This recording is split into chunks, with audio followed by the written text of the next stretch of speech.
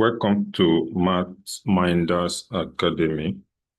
If this is your first time joining our channel, we urge you to click on the subscribe button, hit the notification bell icon so that each time we produce a new video, you'll be among the first to receive it. Share this video, go to the comment section and tell us how you feel about this video. We want to hear from you in the comment section. So today we are going to look at the sine rule. In trigonometry, we are going to concentrate on the sine rule. Sometimes students find it difficult or they struggle with the concept of the sine rule, especially when dealing with a non-right angled triangle. At what point are we expected to apply the sine rule? What are the conditions that must be established first before we could be allowed to use the sine rule? This is what we are going to explore in today's tutorial. So pay attention while we dive deep into this teaching. First, we need to understand the situation that will warrant us to apply sine rule in solving a non-right angle triangle. So we are going to mention this condition. So the sine rule, for us to be able to use the sine rule formula, of course, the formula is what you are seeing right now on the screen. So for us to use this formula, we must first and foremost endeavor that the triangle we are solving is not a right angle triangle. And so we use this rule for solving triangles which are not right angled and in which either two angles and any side are given, or two sides and the angle opposite one of them are given. So these are the two conditions. Either we have two angles and one side given, or we have two sides and the angle facing one of the given side. Once these conditions are established, we can apply sine rule. So we are going to look at a typical example, how this can be done in real time, solving problems in non-right angled triangle. So now in this question, we are told that in triangle ABC, angle A is given as 29 degrees, angle B is given as 36 degrees. Then side B, that is the side of that triangle that is directly opposite angle B, is called side B, and it's represented with a small letter b. It's given as 15.8 centimeters. And we are required to find the side A, which is the side that is directly opposite angle A, is represented with a small letter A. Okay, so we have the triangle already showing. So what we are going to do, of course, we know that the formula for sine rule is A over sine A equals B over sine B, which is equals C over sine C.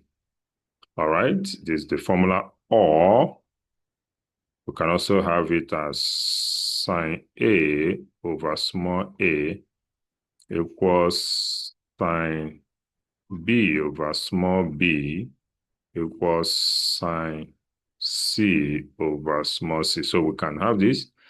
Now, for this, since this A here is given, okay, that is what we are looking for. So we don't know this. We are given B from this question. B is given as 15.8 centimeters. All right. Okay, so, and we know from here, we are told that angle A is given as 29 degrees. Okay, what else are we given? Angle B is given as 36 degrees, okay? All right, so now we want to find A. So here we apply the sine rule. We have A over sine, what is angle A? That's 29 degrees equals B, which is 15.8 over sine angle B is 36. Okay, so what do? We can cross multiply here or make A the subject. Okay, if you make A the subject, it's going to be 15.8 times sine 29 degrees, okay, all over sine 36 degrees. So here, A is going to give us 15.8, okay. What is sine 29? That's 0.4848, okay, all over 0. That sine 36 is 0.5878, okay. So we have this, and A is going to be, now if we use our calculator, we are going to have divide this using our calculator. It's going to give us 13.03137 and some other numbers. So when we write this to a decimal place, because one of the side B is given to one decimal place. So if we write A to that level of accuracy, that's 13.0 centimeters. All right, so we've been able to find the value of the side A, which is unknown.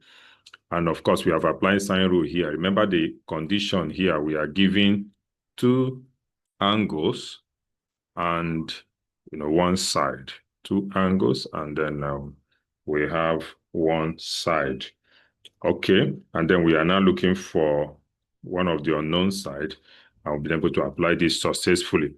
Now, let's look at the second condition where we have two sides given, and okay, we have one angle and we have two sides where one of the side will be directly opposite the angle given. Okay, so let's look at that situation now.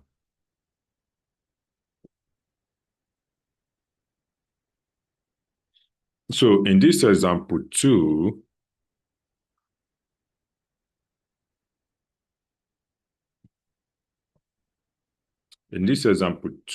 we are told that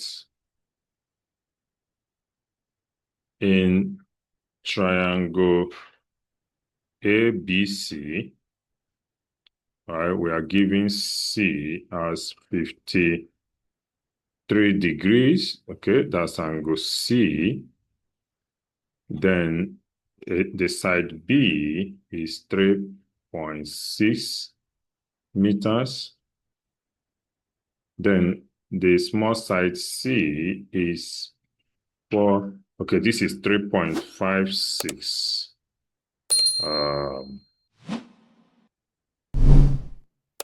Okay. 3.56 meters. Okay. And then this is 4.28 meters. Okay, so here we are asked to calculate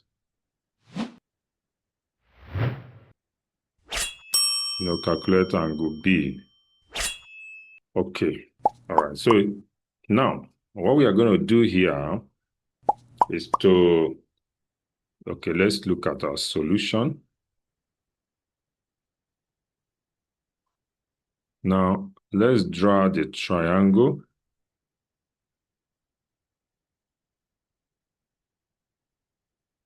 Okay, so let's call this A, B, C. All right. So now the angle given here, this angle here is 53. That's angle C. And this is the side C, 4.28 meters. And this also is 3.56 meters, okay? So now we are looking for angle B. So we apply this rule, okay? We apply this rule, which is sine B over B equals sine, since angle C is given, over C. So we have sine B, the small b here is 3.56. And then sine C, okay, BC is angle 53 degrees. And then the small c is the one directly opposite that angle, that the side directly opposite, 4.28. So sine B is going to give us 3.56 times sine 53 degrees all over 4.28, okay? So solving here, sine B is going to give us, if we use our calculator to evaluate this, it's going to give us 0.66. We can collect more decimal numbers that can have this. Okay, so here, angle B is going to give us the arc sine of 0.66428, okay?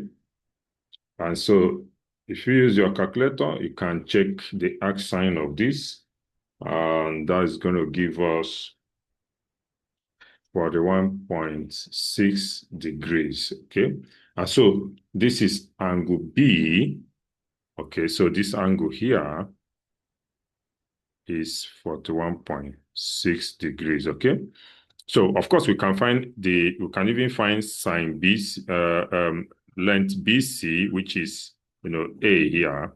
Of course, we can do that, finding this angle using 180 degrees or subtracting the sum of this from 180. You can try that. You can find this angle A, this side A, which is the length of BC. Finding this angle A. Of course, since we know that the sum of angles in a triangle is 180, we can add up angle B and angle C and subtract from 180. That gives us angle A. And then we'll now, use sine rule again. Okay, A over sine A equals B over sine B, and then we'll be able to get the value of that unknown side. Okay, so this is how we can apply sine rule in solving problems related to non-right-angled triangle. Hope you find value in today's tutorial. In our next class, we are going to look at how to apply cosine rule in also solving non-right-angle triangle. We urge you to hang around when next we have a tutorial class like this so that you have a lot to learn. If you have benefited from today's class, go to the comment section and tell us how you feel about the class today. Share this video if you have not done so and you are not yet part of our subscribers. We urge you to hit the subscribe button, click on the notification bell icon so that each time we drop a new video, you'll be among the first to receive it. This is Math Minders Academy saying goodbye for now. In the midnight glow where the stars align, we lose ourselves in the rhythm divine. Underneath the sky painted with dreams, we're chasing the echoes of silent screams. Caught